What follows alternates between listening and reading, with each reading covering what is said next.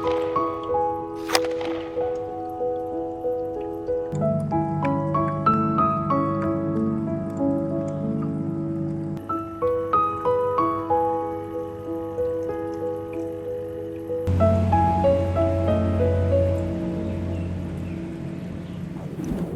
送来了，我们现在来开箱。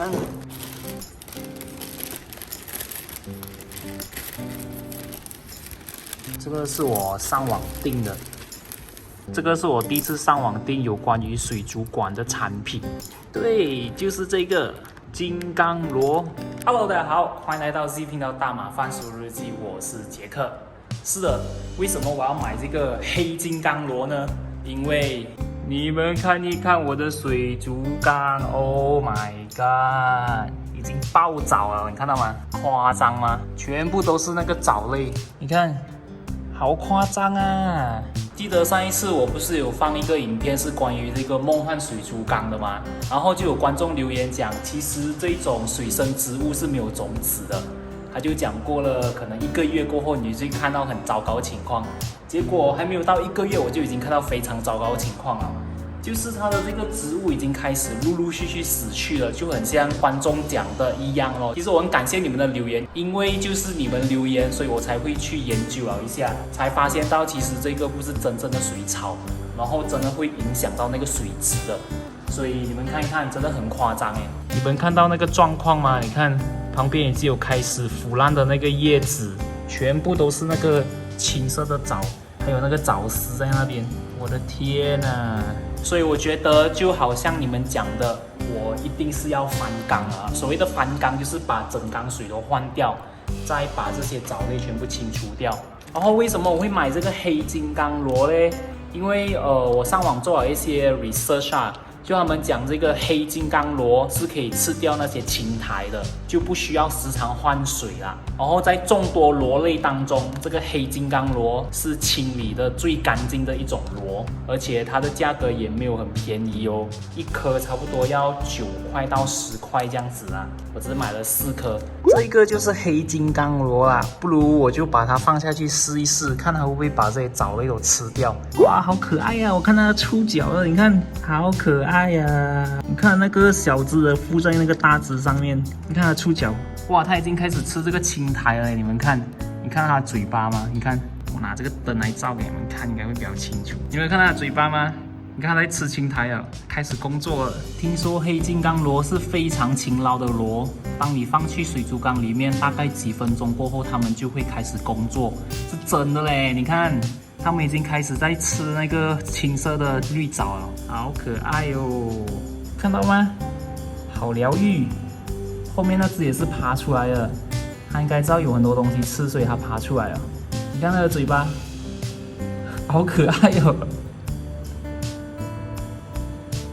我觉得我把另外2颗也放下去吧，我总共买了4颗。你看，这边2只也是开始工作了。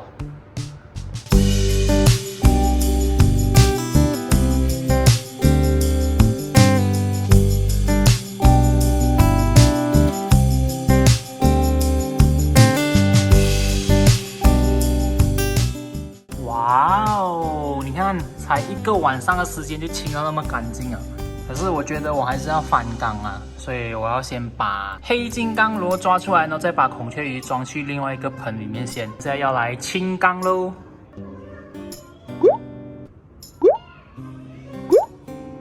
好，我们现在把鱼捞出来。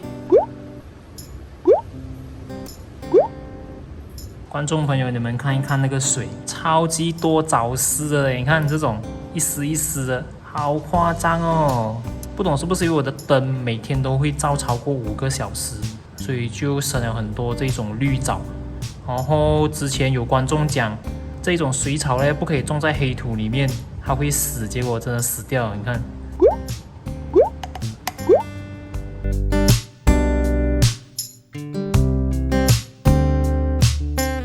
你们看看，观众朋友，这个好像可以炒出一盘豆芽了。所以啊，如果看到有这种什么便宜的水生植物造景种子，千万不要去买，你看，不然的话，你的水族缸就会跟我的水族缸一模一样啊！你看，哎呦。的天呐，你看这几颗 Java Firm 好像是还可以救了，你看，所以拿去清洗一下，然后再种去别的地方。这一个。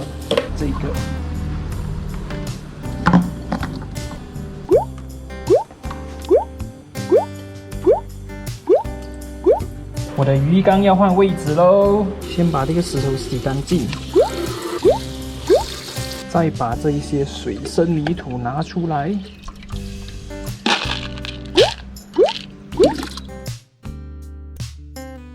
然后呢，我要把那个底沙换成河沙，我不要再用黑土了，所以现在要洗干净这个河沙。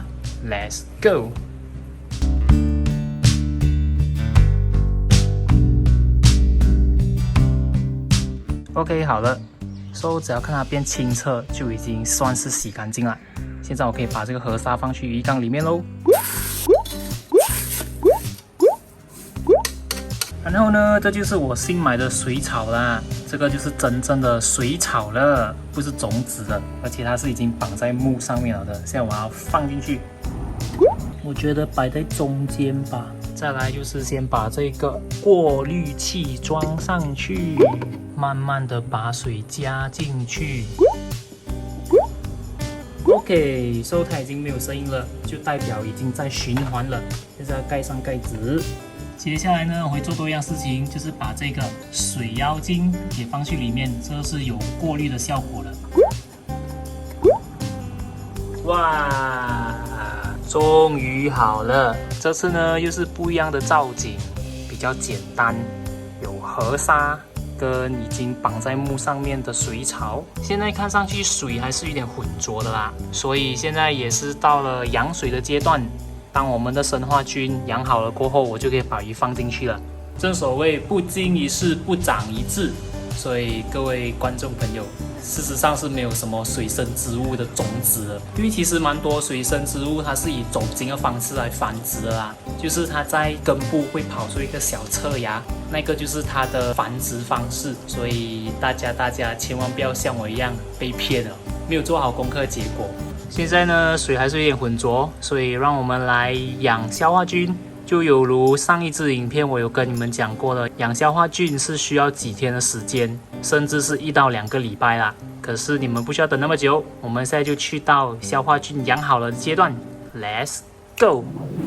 OK， 就这样1个礼拜过去啦，我觉得消化菌应该是已经养好了。让你们看看这个缸里面的情况，你看水是不是清澈很多？我觉得它的那个消化菌系统是已经建立起来了啦。可是呢，在还没有放鱼进去之前，我要做的一个步骤就是测量水的酸碱值，还有测量溶解性固体总量到底有多少。这次为了避免上一次的事件发生，所以我特地上网买了2样东西。第一样就是这个酸碱值测量笔 pH meter， 还有这个 TDS and EC meter。TDS 就等于 Total Dissolved Solid 的意思，它是测量水中的有机物跟无机物的总量到底有多少。等一下再给我们解释到底要怎么一个测量法。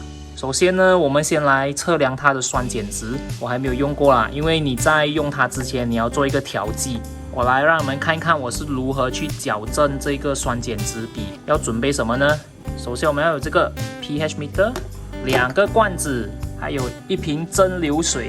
首先把这个 pH meter 打开，里面就有说明书。这个就是它的调节剂了 ，buffer powder。我们要用到2个，一个是酸性的，就是 pH 4，还有一个是 pH 6.86，这个我们留着。这一个就是 pH meter， 打开来它是长这个样子的。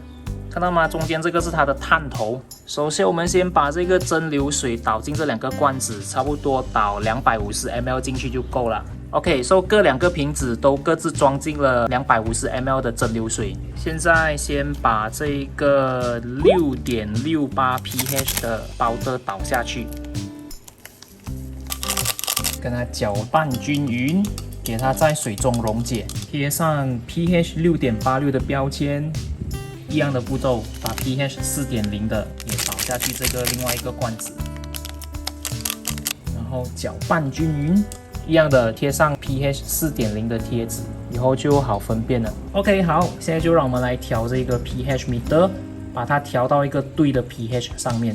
首先先把这个 pH meter 打开 on， 然后我们把它放进 pH 6.86 里面，按这个 CAL 5秒钟 ，OK， 它就会自动矫正到6.86，这样子就完成了。接下来把它放进蒸馏水里面再洗一洗，所以我们再放进 4.0， 一样的按 CAL。OK， 它就会自动调整到 4.0 了，它会闪3下，这样子就已经完成了。再放进蒸馏水里面洗多一次。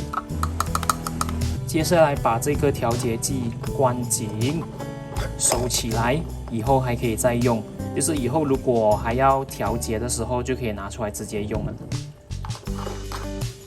好，话不多说，现在我们就来测量我已经养了1个礼拜的鱼缸水。看它的酸碱值到哪里。首先我要开这个开关 on 放下去，然后你们有没有看到左手边的图表？因为我养的是孔雀鱼嘛，所以孔雀鱼是适合活在 pH 6.5跟8之间。我的这个 pH meter 它是介于7点多，都是 OK 的。所以我这一缸水养的不错耶，它是介于7点多啦，这样我就安心了啦。接下来就是让我们来测试这个 TDS Total Dissolved Solid 溶解固体总量到底有多少。这个蛮简单的，打开了过后，这边就是它的探头啦。我们先 on， 然后放下去。OK， 我这个水族缸的水呢是27.7摄氏度。它的溶解固体总量总共是有0063，是属于非常低的。你们看一下旁边这个图表，如果溶解固体总量超过300的话，就是超标啊，就是它里面的有机物跟无机物是非常多，属于有一点点污染啊。可是这缸水是0063，所以是 OK 的。好，我们现在可以把鱼放进去喽。1、2、3、4、5、6、7、8 ，OK， 放8只鱼在里面。然后呢，你们看我的黑金刚螺在另外一个鱼缸里面睡觉。所以等我这个新的水族缸里面开始出现藻类的时候，我就会把黑金刚螺丢进去，它就会开始帮我工作，清理这些青苔跟绿藻。好啦，今天影片就到这边啦。还有昨天好像是我们的新首相上任，就在这边恭喜一下啦。不管怎么样都好，还是那一句话，继续待在家。就算政府已经计划慢慢的开放，可是我还是建议大家尽量少出门。可以待在家的话，就尽量待在家。最后，希望你们会喜欢这个影片。如果你们觉得这个影片不错的话，就给我一个赞。我们下一个影片见，拜。人生中有很多事物都是我们没有办法改变的，既然都改变不了了，不如就记住该记住的，忘记该忘记的，改变能改变的，接受不能改变的，这样不是比较轻松吗？